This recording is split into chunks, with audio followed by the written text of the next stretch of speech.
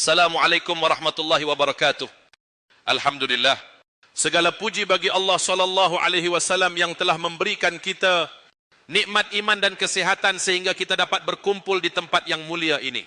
Shalawat serta salam semoga senantiasa tercurah kepada junjungan kita Nabi Muhammad SAW, keluarga, sahabat dan pengikutnya hingga akhir zaman.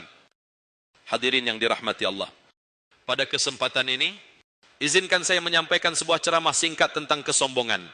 Sebuah sifat yang harus kita hindari sebagai seorang muslim. Bahaya kesombongan dalam Islam. Kesombongan adalah sikap merasa lebih baik, lebih hebat, atau lebih tinggi daripada orang lain. Dalam Al-Quran, Allah subhanahu wa ta'ala dengan tegas mencela kesombongan. Allah berfirman, dan janganlah kamu memalingkan mukamu dari manusia karena sombong, dan janganlah kamu berjalan di bumi dengan angkuh. Sesungguhnya Allah tidak menyukai orang-orang yang sombong dan membanggakan diri. Quran surat Luqman ayat 18. Dari ayat ini kita tahu bahwa kesombongan adalah sifat yang dibenci oleh Allah Subhanahu wa taala. Bahkan kesombongan adalah sifat iblis yang membuatnya diusir dari surga. Ketika Allah memerintahkan iblis untuk bersujud kepada Nabi Adam alaihi salam, ia menolak dan berkata, "Aku lebih baik daripadanya. Engkau ciptakan aku dari api, sedangkan dia engkau ciptakan dari tanah." Quran surat Al-A'raf ayat 12. Hadirin sekalian, inilah bukti bahwa kesombongan membawa kehancuran bagi pelakunya, baik di dunia maupun di akhirat. Penyebab kesombongan.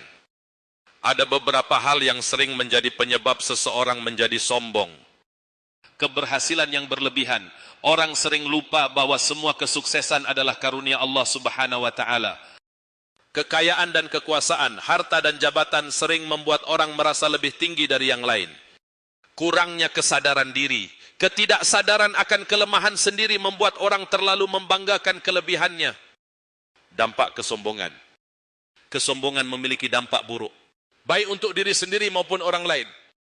Menjauhkan diri dari Allah Subhanahu wa ta'ala. Orang sombong sering lupa berdoa dan bersyukur.